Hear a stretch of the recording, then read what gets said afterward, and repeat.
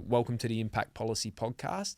My name is Sam Johnson. I'm a proud Jar Jar Wurrung and Yuin man. I'm the Managing Director here at Impact Policy. Impact Policy is a 100% Aboriginal owned and led consulting firm. We work largely with the public sector across what we think is the policy puzzle, engagement, design, communications, research and evaluation. And I'm really proud to be joined here by Kieran Satour. I've known Kieran personally and professionally for a really, really long time, and he's someone that I have so much respect for, both personally and professionally as well. And so to be able to share some space here with him, hear about his story and understand a little bit more about the spaces that he's playing in, I think is something that everybody's going to get so much out of as part of this episode today. Before we kick into that though, I just want to take a moment to acknowledge country. I want to acknowledge that we are on Bidjigal country here in Coogee. I want to pay my deepest respects to our elders, both past and present. I want to recognise that wherever you're consuming this content from today, wherever you're watching or listening to this from, you are on country, you're on Aboriginal land. I want to take a moment to extend my deepest respects to the countries that you're on from today and where you're consuming this from too. It always was and always will be Aboriginal land, and it was never ceded by treaty. Never, my bruh. So over to you, cuz. Where you from? Who's your mob? What you doing? Yeah, appreciate it, bro. Yeah, thank you. It's so nice to hear your intro and just, get the spiel on impact policy, because the work that you're doing is incredible. I'm very proud of you, brother. Thanks, Brad. And I appreciate the opportunity to be here and share some of my story and some of the work that we've been doing. I think even when we've caught up recently and talked about our businesses and what it means to be, blackfellas in business and running 100% owned Aboriginal businesses. So, it's a struggle.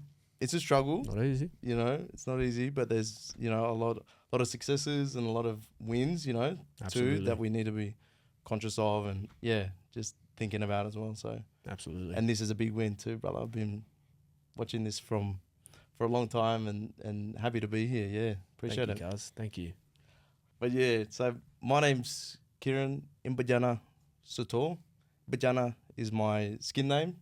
So through my father's side and through my father's father, my grandfather, I'm Param Aranda, and I'm also Baluch. So we're Aboriginal Afghan family, the Satours, out in Alice Springs. We all descended from one man, Saeed Satour, who came over and had a young man with the Aboriginal woman, Aranda woman. So that's where we're descended from on that side.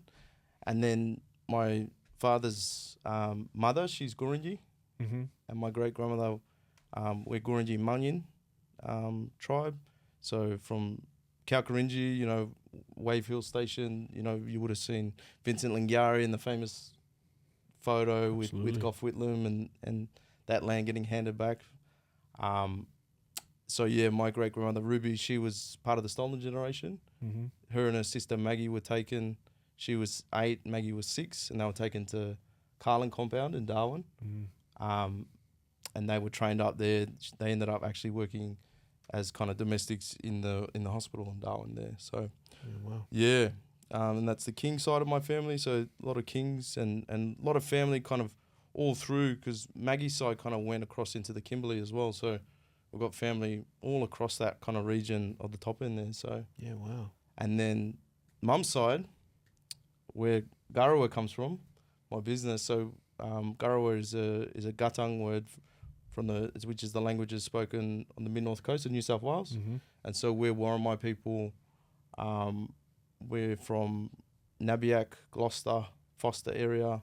I spent a little bit of time in primary school growing up in Foster, which I'm very thankful for, having that time on country, before I went to school down here in Sydney. Went to high school down here. So so that's my mob. That's where I'm from. Even when I talk about the Baluch side of my ancestry, the Afghan side, I've been doing a lot of research into that. And we're Indigenous people from the Middle East, and I've been learning a lot about the impacts of colonization for our mob over there. They're heavily persecuted there, absolutely, as a result of British colonization and then the establishment of Pakistan and separating from India and all that stuff. So that, you know, I think as an Aboriginal man, but also as a Baluch man now, kind of like learning more about that side of my history. It's important to think about the strength of our people in the face of all these things that have happened, outside of our control, really, as a result of colonization. So Absolutely. yeah, it's been an interesting journey just learning about that stuff now. Yeah, absolutely. It's powerful, bro, that you're able to connect all those parts of where you've come from and understand how they intersect and give strength to each other as well in terms of where you go to from here. Yeah. And then so I guess some of the work that I do, I've set up Garawa, which I mentioned before. Me and my older sister Genevieve, we set up Garawa. Garawa is a storytelling agency, and we use various different mediums to tell stories. I think it's really just about what the story needs, for us. We've worked, but the majority of our work is in film, but we have worked in things like public art, design. We've started to run impact campaigns for films now, and we do a lot of work in the film industry and in other industries too, to just help with, I guess teaching people, educating people, in concepts like decolonization, racial literacy, different ways of thinking and theories for thinking about kind of race and colonization in this country. Yeah. I have to give that training stuff a plug, because I've heard it come up across a range of different sort of stakeholders I've come across that have talked to the significance of it. So we'll have to put something in the show notes as well in terms of links to that sort of stuff, because I'm sure many people listening along are yearning and looking for access to that sort of learning too. Definitely, yeah. Well, that training delivery is done through a different business called Shifting Ground. Yep. Which is another group of people, Lily Brown, Gumbaynggirr woman, who is the CEO of Magabala Books. Yep. Up in Broome. She's one of the founders of Shifting Ground as well. So there's incredible group of Aboriginal women that have been working in education, tertiary education, teaching at Melbourne Uni, and they've gone on, including Jen, to set up Shifting Ground and doing incredible work there. So yeah, it's awesome to see. Yeah, beautiful. Yeah. And so, I mean, I know we'll probably get into it, but you've when it comes to the storytelling and communication sort of space, you've had the opportunity to work on some significant pieces of work. And just curious, how long has Garawa been around for now? Garawa was set up in 2017. Jen and I were both working full time at the time. Yeah. And so it was really just an opportunity for us to start planting the seed. We had a couple of films that we were developing at the time, and we were in part of Screen Australia labs and different things. And then COVID happened and the first lockdown in 2020, and that's when I started working full time on Garawa, because obviously just had a lot more time in my hands and just thought, what better time than just to kind of get this going, know? So we've grown incredibly over the years, a lot faster than we thought we would. We've got 8 staff now across the country, because we did start during that lockdown period. We've got a very remote team across the country. We've got staff down in Naarm, staff in Garramilla, Darwin. Jen's based up there. Obviously staff here. In Sydney. Yeah. Yeah, similar sort of story, Barb. We were born out of lockdown, really. It was sort of if not now, when sort of thing, right? When you got that space to dial down and all that sort of stuff. I know you've worked on some pretty significant projects, but have you got anything that sort of comes to mind in terms of what's been a highlight for you on the journey so far? Yeah, sure. Yeah, there's been lots and lots of highlights, to be honest with you. There's so many different films that are coming to mind now. So it's to be honest, it's when you make a film, it's almost like they're almost like your children. You're proud of them all to a certain extent. And so it's just like, and I don't want anyone to get put off if I don't talk about. But there's so many. It's like one of the films that we were involved in. You come along with your family, which is amazing, and thank you for doing that. Father's Eyes music video for Kobe D and Stan Walker was absolutely incredible, and special day. It was a really special day down at Malabar, and I think that was just a beautiful coming together of Indigenous cultures, Aboriginal and Maori and even Pacifica as well, with our camera team being Pacifica Mob, the Amanaki, shout out the Amanaki. So it was that was an incredible day. Barker, We Up, another music video did with the absolute powerhouse Black Matriarch Barker, and shout out to Barker. Barker and Kobe, both friends of the Impact Policy podcast as well. Yeah, both past guests. Yeah, so we shot that out on Durra Country, Western Sydney, and just a beautiful representation of like Black women and Black power, with them. And I think for me as an Aboriginal man, it was like, it was a way for me to kind of honour Black matriarchs and all the Black matriarchs in my life, and and just that incredible strength and power with Barker and her sister girls too. So that was Absolutely. Awesome. That took out the NEMA for the best music video this year. So that was obviously an awesome win, to get that one. What's that for anyone listening? What's NEMA stand for? NEMA is the National Indigenous Music Awards. Yeah, beautiful. Yeah, beautiful. So that's held up in Gurrumilla in Darwin every year. So that was awesome.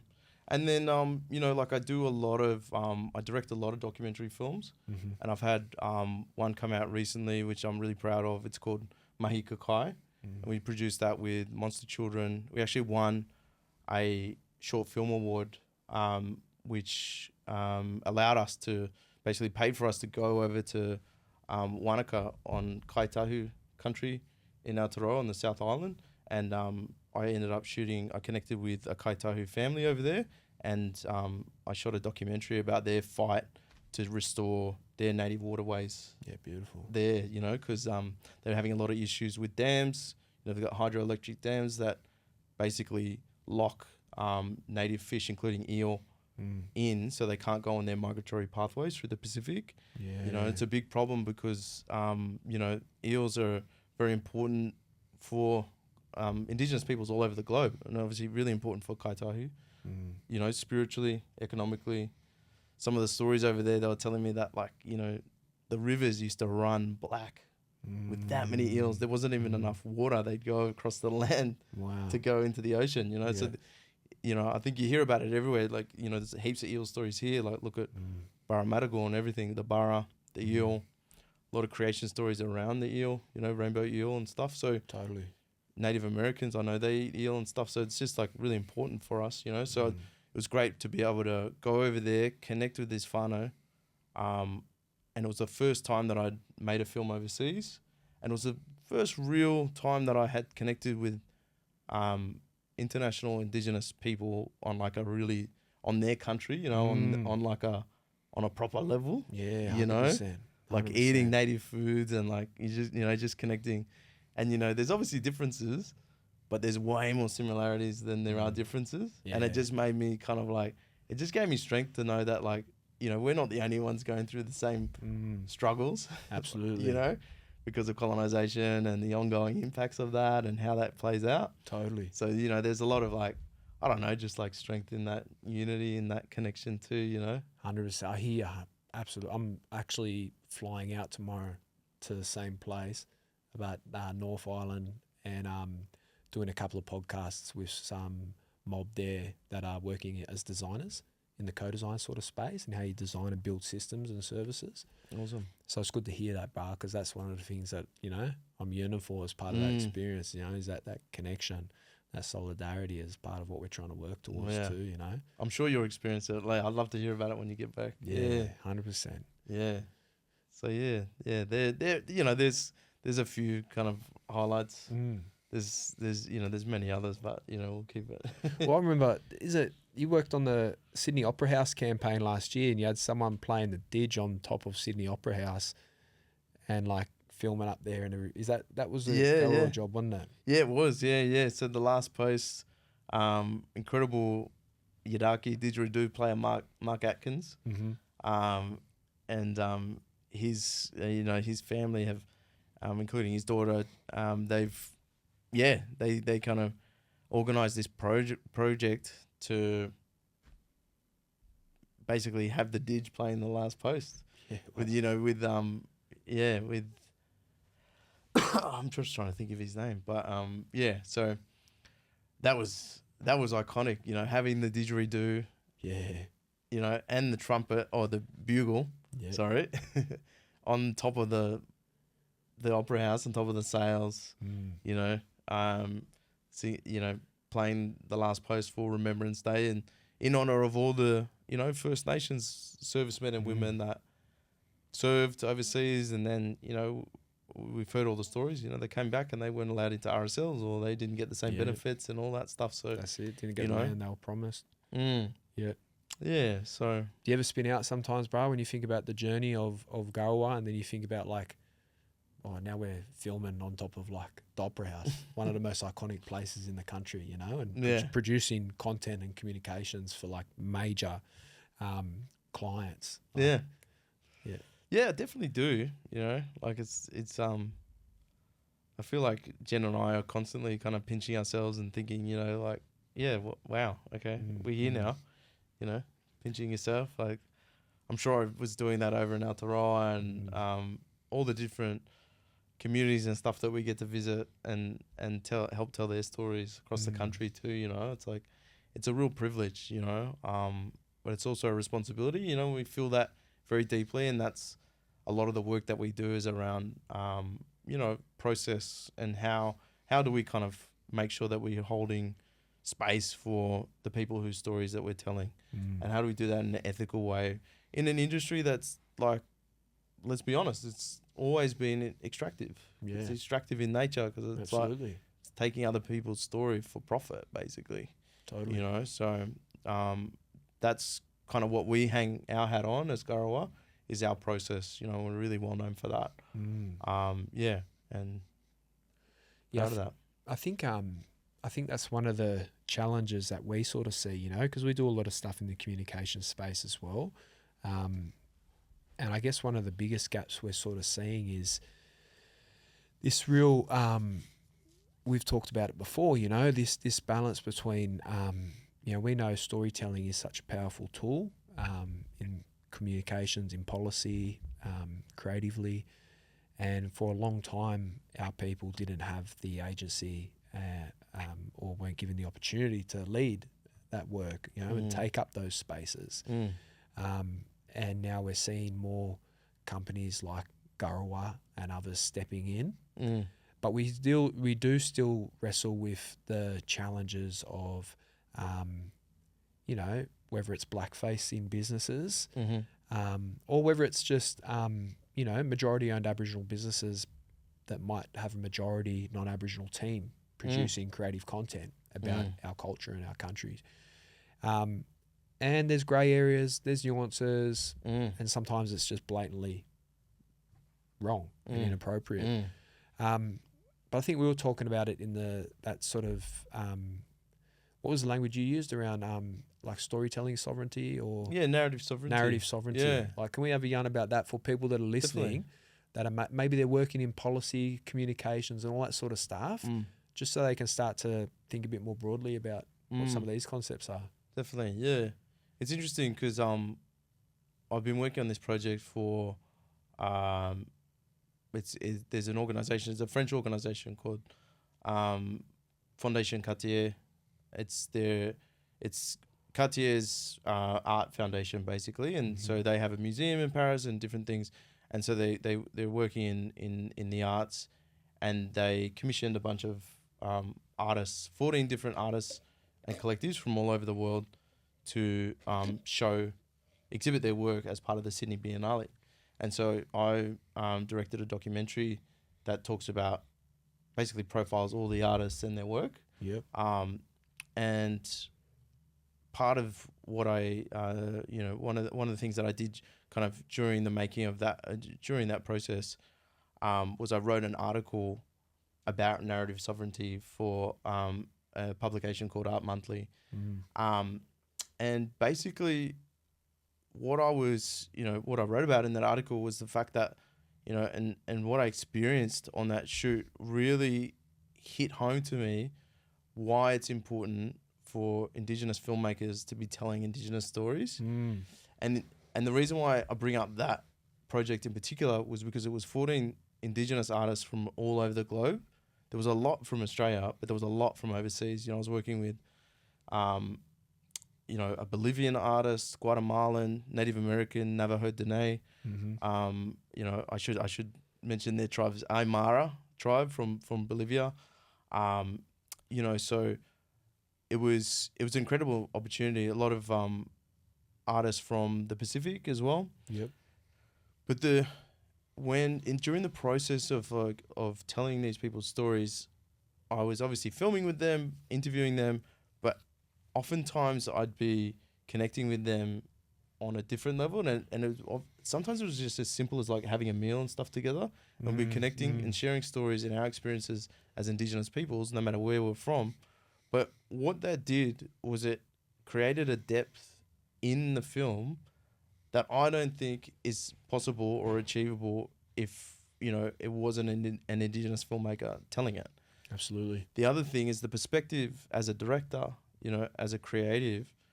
If you are, coming into something, if you're telling a story from your perspective, or it might not be your perspective, but you're coming at it from a perspective that kind of has parallels or similarities in it, and it's an approach, it's definitely an approach to storytelling that is nuanced and different. It doesn't come from, I don't know. It's hard to explain, and it's like can't be taught it in a in a TAFE course or a university subject. Yeah. And yeah.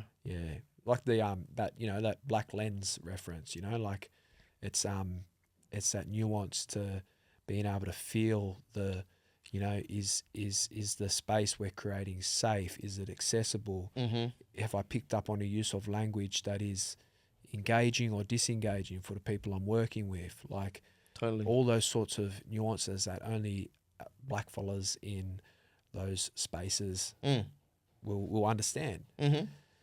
I've been on shoots where, like, seriously in pre-production, people be like, oh, and I won't name names, but they're like, oh, this person's really shy, they're not going to talk and this and that. And it's like, wait a second, this is a whole lot of non-Aboriginal people saying this. Yeah. And then I meet these people and they won't shut up. Yeah. It's like, wait a second, like, maybe they're just not talking to you, but they're definitely talking to us. Totally. Like, it's like, so 100%. it's interesting, it's like, and I think, for too long, other people have been telling our stories, and we know all about the misrepresentation, the damaging, like, representation of our mob and deficits dialogue. Exactly. And all the stereotypes, bias, the fact that, media and storytelling have been used as a tool to justify colonization in this country. Absolutely. And to perpetuate negative stereotypes and everything.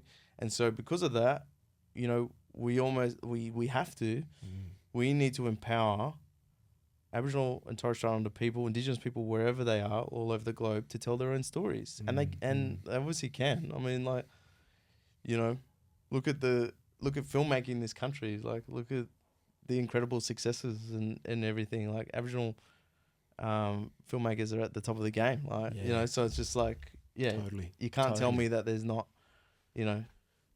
Absolutely. I had a stark example last year when an Aboriginal company had been engaged, communications video company had been engaged to produce a piece of content around the Koori Knockout for a public sector client. Again, won't name names around the business or the client, but they'd engaged this company, but the person on the tools and that was doing the editing in the back end was non-Aboriginal professional, and the piece that got delivered was like just missed the complete essence of what the Koori Knockout represented for Aboriginal people, because it didn't have that lens, right? Like that person that's doing the edit was like this is a great footy comp. Like, let's tell the story about, you know, football. Whereas like community and blackfellas know that there's a whole deeper layer to what the significance of that space represents for our people and you know, our communities. And so it had to get recut up and re-edited, you know, by a team that had that lens. Yeah, okay. And it was just, for me, it was just like a real, like, you know, for people listening, you know, if you're looking for really strong, like culturally capable service delivery in this sort of space, we had a conversation briefly yesterday, you know, about representation on teams. Like, I think you said to me, like, when I'm on a job, like, I have mob shooting, like every team has like black fellas on it, you know. It's probably a really big red flag if you've engaged an Aboriginal business and the majority of staff you're working with are non-Aboriginal or not in decision-making positions. But yeah, how would you sort of talk to some of that? Well, I think I can talk to what we do and what we are actively doing, like literally every week, is we're trying to create spaces so that if there's a shortage of people that are working in our space in different areas, and this is like kind of across the board, but you know, the majority of work that we do is in film. So I'm like, you know, thinking about that in particular, you know, we're creating opportunities. We're trying to help mentor and build people up to move into that space. We just had our second First Nations Impact Lab that we run in partnership with Shark Island Institute and Screen Australia. So that's a week-long lab down on the South Coast, where we get a whole bunch of mob from across the country, filmmakers and not, you know, people that also just want to harness the power of filmmaking in order to make a change in their communities, to come in and learn from other filmmakers, to learn from our team. So, you know, and you know, a lot of those mob, we're also behind the scenes, we're trying to help support, get their projects up, get their productions up, you know, help them tell their stories, you know. But it goes beyond that too, you know. There's like, we're trying to build you know, a network. We've got this database of mob across the country that we're trying to work with and trying to create opportunities for. I think, you know, there's no lack of opportunities. I think it's, you know, it's the fact that maybe, yeah, it's just not as obvious, or maybe there's, you know, maybe they're being pushed out, you know, because other people are taking up that space, where it's like, hey, like, you know, there are plenty of Aboriginal cinematographers, or, you know, what have you. I mean, there's definitely, like, you know, in saying that, there are, you know, we need to be kind of helping nurture talent from the start too. And there's, you know, there's not a huge amount of talent everywhere. So it's just about how do we build that up, and how do we make it sustainable, and how do we create opportunities for mob and do that. Yeah. So I think when we're crewing, like, we're definitely trying to, you know, engage as much, and not just crewing too. I think it's like, it's also at the kind of, like, I guess, directors, producers, like, you know, we're trying to help create opportunities for people, because, you know, it's just, there hasn't, you know, there's definitely been, there's been a push in the past, but it's just not like, I think the interesting space for us is that, like, I think a lot of blackfellas that work in film are working on long form film for, like, television or that kind of area. And the thing about Garawa that's different is we are working in short form content, as well as, like, you know, our own originals, kind of long form, as well. So I think maybe traditionally there just hasn't been heaps of blackfellas working in the short form side, and I think, you know, there's a space there for people to be doing more and more. So yeah, excited to see where it's going to go, because there's a lot of amazing people out there, and you know, who you are. Shout out to you, Mom. Yeah, that's it. I think one thing that's always resonated and came through with you, I think we share a lot of those values too, bro, is, you know, at the start we talked about, you know, it can be a struggle as 100% owned black businesses, you know, trying to do this work. But I think what really comes clear with a lot of that, a lot of mob like us on that journey, and you've talked to some of it already, is that there's generally, like, you know, a pretty strong correlation between values around impact back to our communities, you know. I know you've always been really vocal and active in trying to build up black talent in this sort of space, in, you know, trying to provide opportunities for pathways and work and all that sort of stuff for projects that you have going on, the stuff that you're doing with the impact labs and different things like that. But even just the advocacy and agency that you've given to communities and to different causes through the storytelling work that you've done and services that you've provided, often probably pro bono for a lot of them in different cases. You know, I think that sort of stuff is one that you don't see with businesses a lot that aren't strongly connected to community, you know, as black businesses. I think for people that are listening to this, that are looking for suppliers to work on storytelling and communications and stuff, you know, really try and align yourself with businesses that share those values around our communities, because they're like you, they're the ones that are going to come in and really bring that authenticity and power to storytelling and comms work. But yeah, I think that's the key. Like you touched on it there. I think, you know, we've had, you know, and not to kind of like blow my own horn or whatever, but you know, we've had a lot of success, and I don't think it actually is like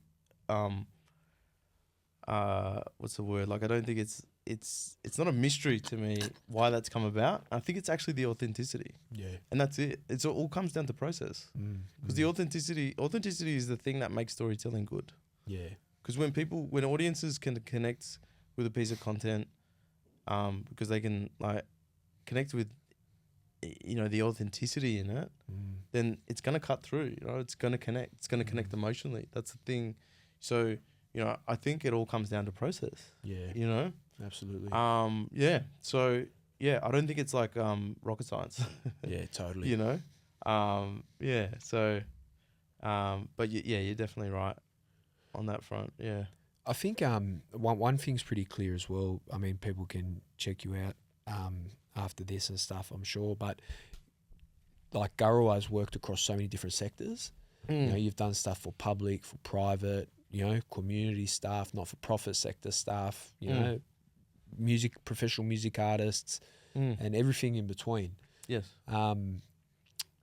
What are some of the, I guess, you know, some of those themes, all of it, like authenticity and the power of that translates across everything.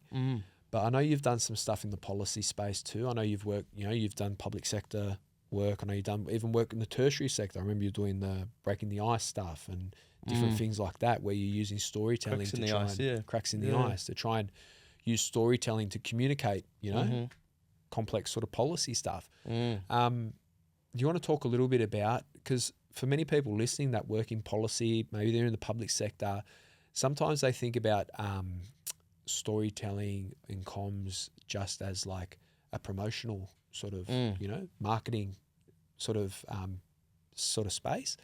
I guess what we sort of see at Impact Policy, and, you know, let me know what you think, is that storytelling is actually a really powerful tool for engagement and communication with our people. You know, government's doing so much stuff, they're often over consultating, you know, and all that sort of thing as well. Or, you know, there's legislation or policy that's getting developed that's really complex, and, you know, there's a whole range of different stuff happening, and no one's going to sit down and read a fact sheet or whatever. But what's your experience in terms of like the impact of storytelling in that sort of public policy space in terms of what that can mean for our people? Yeah, well, I think, you know, there's the power of storytelling. You know, it's huge. Like, I feel like you're exactly right. Like, connecting with community, communicating, doing things that, you know, communicating in ways that you might not be able to do with other mediums. You know, you can't do with a report or what have you. You know, I think Cracks in the Ice is a really good example because, you know, it's basically outcomes from community research on the impacts of methamphetamine on our mob that we, that obviously would have to be anonymous and what have you, and can't be presented, the people who shared their stories can't be shown and what have you. So what we ended up doing was we actually dramatized those, that the outcomes of the kind of community surveys that they did. So you're really hearing people's voice from community, and and probably in ways that maybe can't be done, in other ways, like I said, but it's the authenticity of their voice that's coming through. We're using mob, actors and the interesting thing too with that too is people are bringing their own lived experience of what they've experienced in their own communities to their acting as well. That's what we found through the process of making those films. So really powerful stuff. So it's almost like you're getting the voice of the people in the community that did the surveys, and then you're also through the performance you're getting these incredible actors kind of channeling their own experiences too. So very powerful and emotional project. But I think that just is a great example of how you can use storytelling to communicate and especially to communicate to community, in a way that, like, I'm not sure that, like, and it's not to take away, I think everything has its space. Absolutely. But those films are different to, like, seeing it on a piece of paper. Absolutely. Or reading it in a report or seeing it on a poster or something. It's probably not going to, necessarily hit as hard. Even animation, like, we do a lot of animation work. It's not to take away from animation, but if you're seeing real people that are kind of telling a story or telling a true story, an authentic story, it's just, it's obviously going to connect in a different way. Absolutely, brother. Yeah. And, I think some of that sort of stuff comes back to that, that sovereignty and agency sort of piece too, like, I'm really loving the explanation that you gave and the context that you gave to that work and its connection to research, because like, we've done stuff with fellas in prison that are going through this alternative court pilot project, and part of us designing the research was about talking about the outcomes of the research. And almost all the fellas that we talked to said that we don't just want another report. We want something produced that's going to add value to our communities, to our people, to other ones. But it's a real representation of us and our people, because that's how we always are. We're always thinking about, like, how can what we're doing here give back to other, like, people going through something similar.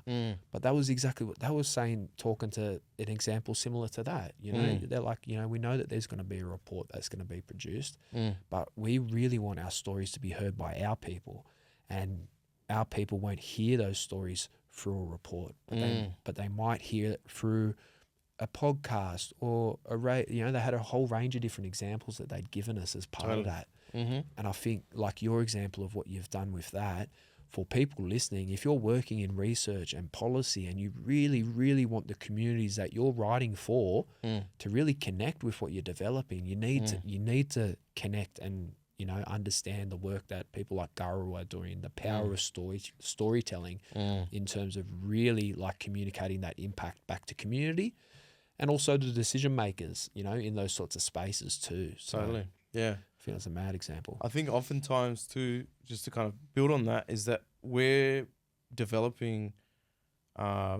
projects and productions and different things with policy in mind, and we're thinking about decision makers, but we're also thinking about, it's always about bringing an Aboriginal or Torres Strait Islander perspective to, the issue at hand or the story that's being told, So oftentimes, we're thinking about, political context and social context of what's going on, because we want to, present Aboriginal and Torres Strait Islander perspectives to that. We want that to be a part of the conversation. Yeah, it's about kind of truth telling. It's about bringing those perspectives to the fore. And when we're talking about, what is largely, well, across the country, we're oral storytellers. We come from an oral tradition. So, there's even projects that,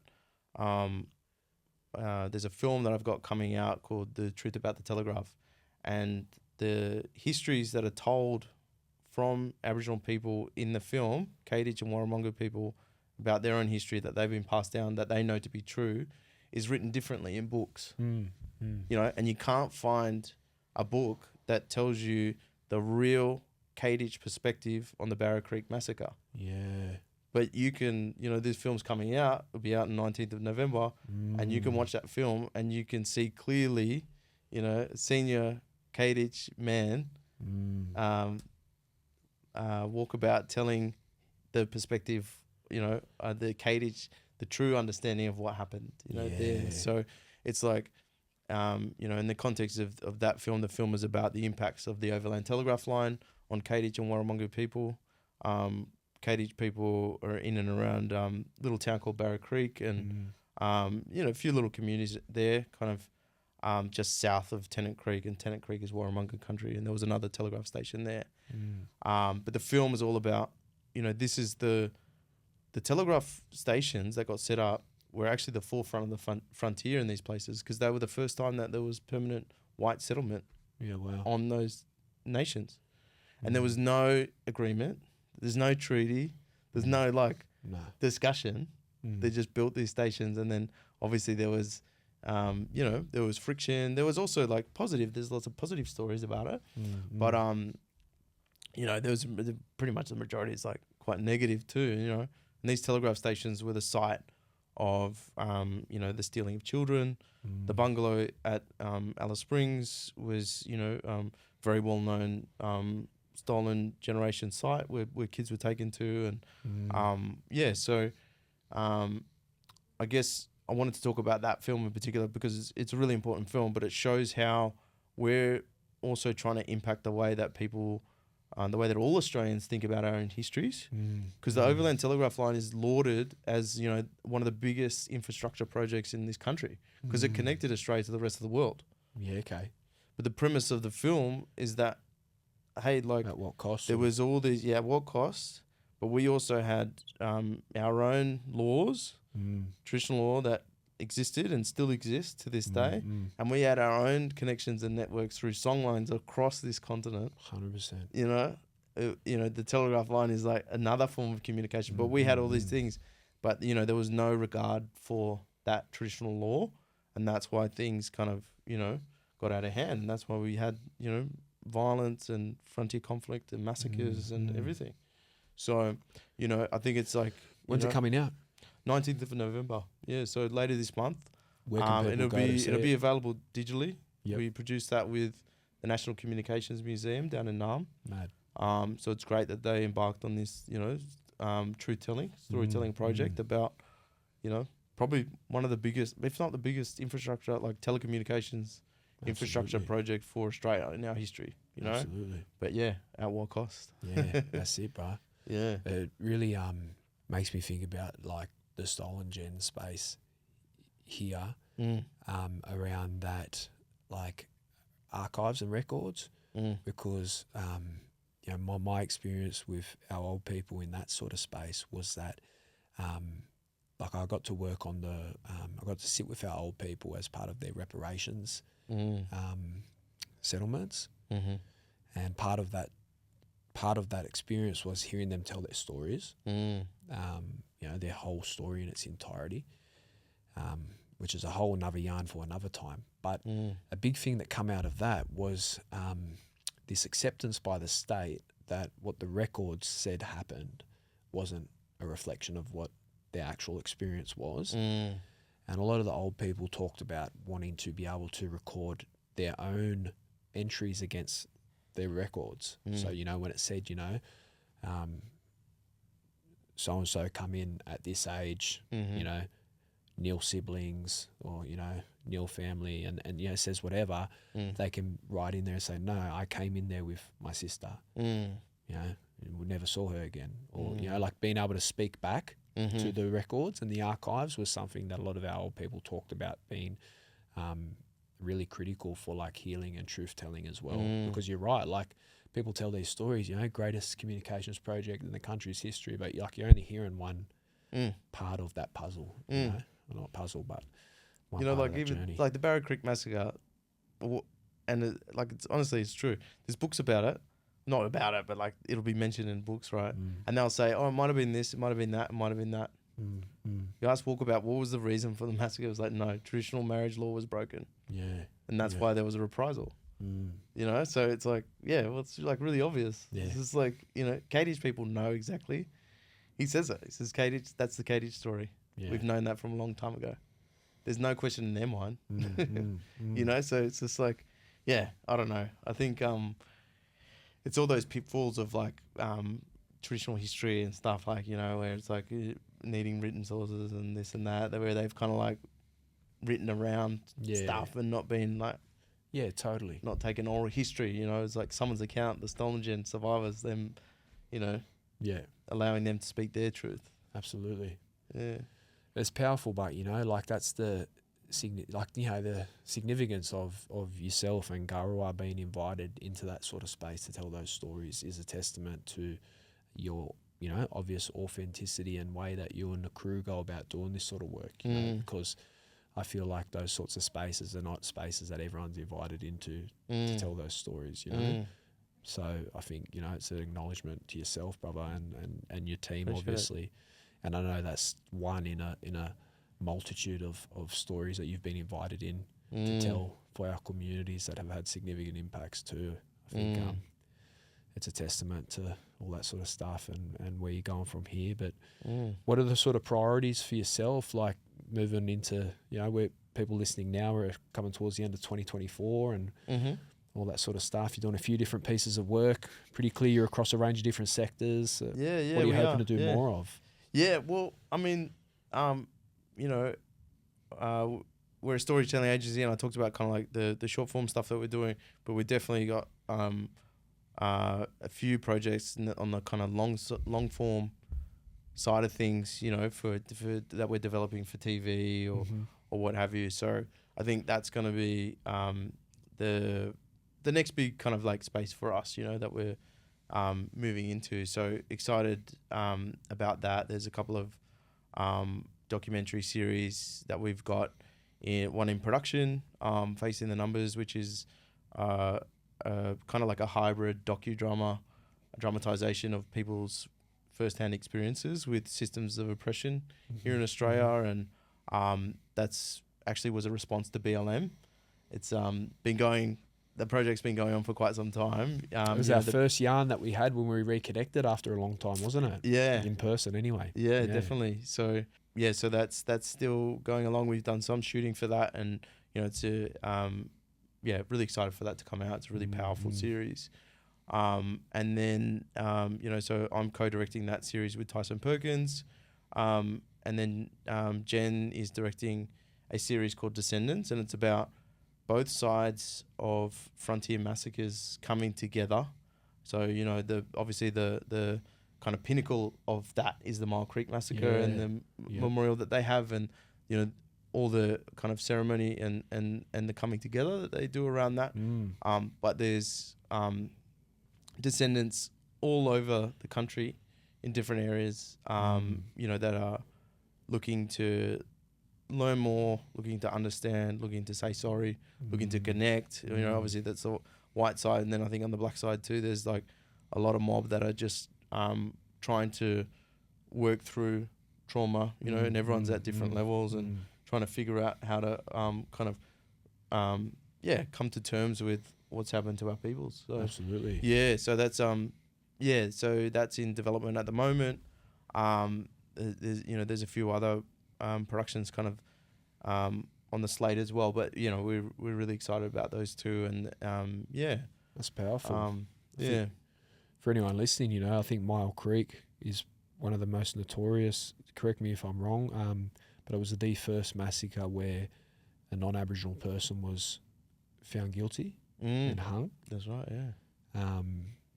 In the history of, you know, the many after that massacres that continue to happen against our people, but One of the reasons why Mile Creek was most significant. So if you want to know more about that, you can Google that, and I think there's even a like a dramatized documentary around the Mile Creek massacre and that process as well.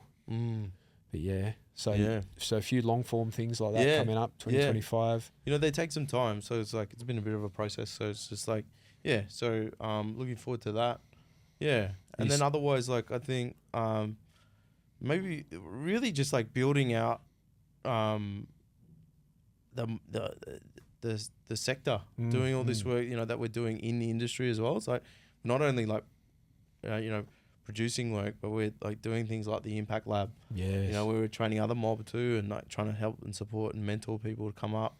So I'm really excited by that too, you know, because it's like there's only so many stories that like individuals can, like myself, can tell, you know, and I think it's important that you know, we come from, you know, this continent, this island.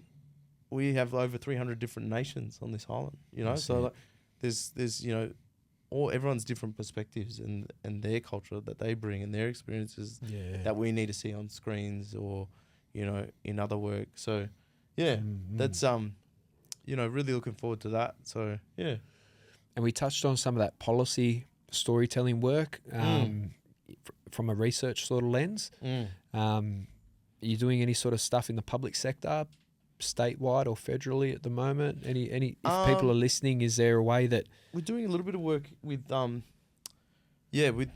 with state government at the moment? Nothing federally, but you know, we're definitely like really keen to be doing more work in the public sector. I think what we found as a young small business was that procurement was really difficult for us. It was difficult to justify putting so much time and resources into work that wasn't, you know, guaranteed, basically. So we just found it really, really difficult, and we've kind of moved into it more at the moment, especially because there has been a downturn. You know, our industry's been really affected across the board. First Nations, mainstream, whatever. Everyone that we're speaking to is kind of in the same boat. So it's kind of, in a way, just made us kind of look to the public sector more. You know, it's something we always wanted to do, but it's just kind of like pushed us in that direction. So we're definitely doing more now. But I think some of those things that you were even talking about before, it's like some of the pitfalls with procurement and with Indigenous procurement. It's like, you know, sometimes we're getting, you know, having to put so much time and resources into work that, you know, it's really, really hard to justify, basically. And then, just not, you know, not having clarity on assessment processes or, you know, pricing, quoting, what have you. And I think, there not being assessments, like you said, around, you know, who's ultimately telling this story, who's behind the camera, who's directing, who's producing, like, you know, and I feel like there needs to be, that needs to be part of the assessment process. I think, you know, impact policy is 100% Aboriginal-owned business. Garawa is 100% Aboriginal-owned business. It's very, very different to you know, to other businesses. And it's not to say I'm not going to, like, you know, put anyone, you know, on blast or anything, and it's not a slight on them. So I think there's definitely space for it, but it's also about the process that happens after the contract's awarded, and how those, you know, projects are implemented, and how they're and how they're done, and how communities kind of like, you know, or different, you know, First Nations subjects are kind of like held through that process too. Absolutely. You know? So I think that's generally just, you know, it's been a bit of difficulty, you know, just for us to navigate that as well. But we're definitely really keen to do more, because we can see the, you know, the impact that it has in community. Absolutely. I think that's a big yarn, that procurement one, and I know that one that we've touched on before, and so I'd really love to explore that with you next time you come on, because I think it's a critical one for people to listen to and understand as well. But I think one thing's pretty clear for anyone that's sort of working in that policy world is the expertise and experience that Garawa has in that sort of space to really add value. Even that project you're talking about in terms of the communications lines and stuff like that. You know, you got the federal, you know, department that holds communications and the arts sitting within that. You got some really great Aboriginal allies that are leading up that space at a federal level. And you know, and other mob as well sitting in spaces like that too. So I think if they connect to any of this and are listening to any of this sort of stuff, I think the more businesses like yourselves that they can align with to support telling those stories and supporting those communities on those journeys is going to be really critical. And you know, hearing the examples as well that you've already shared throughout this yarn, I think for anyone listening can really understand the versatility, skill, and I guess impact that storytelling skill has in terms of translating across all these different sectors, brother. So I think it's really exciting times for Garawa. I'm so proud to, you know, have collaborated with you, watch, you know, sharing the journey in a lot of different ways, you know, as another man on that sort of journey as well, and you know, to continue having those conversations as well about the deeper meaning around why we do what we do, the impact we want to have on our communities, and the legacies that we want to leave for our families too, brah. So I just want to thank you so much for giving up your time to come in today and give you an opportunity to share any final thoughts or any messages you want to leave for anyone or anything like that too. Marumbu, brother. Thank you. Appreciate you having me. Yeah. Final thoughts, messages. You're putting me on the spot here. I'm trying to think now. Where can people go if they want to find out more? Garawa.com. So GARUWA.com. We've also got a really active LinkedIn and Instagram. So on Instagram, we're at ga.ru.wa. So you can find us on there. Yeah, I think, you know, follow us on socials. You know, get in touch. If you want to reach out and have a yarn, feel free. You know, I think final thoughts is like, yeah, just if you can, go and watch Mahi Kakai that's out now. It's on YouTube, so it's really accessible. I don't know if you have like, if I can add links or whatever to show notes and stuff. Chuck a link in the notes. So I'll chuck some links there, and yeah. Thank you for your time. Yeah, appreciate it, brother. Unreal, brother. Can't wait to yarn with you again. No Hopefully worries. soon. All right. Cheers. Awesome.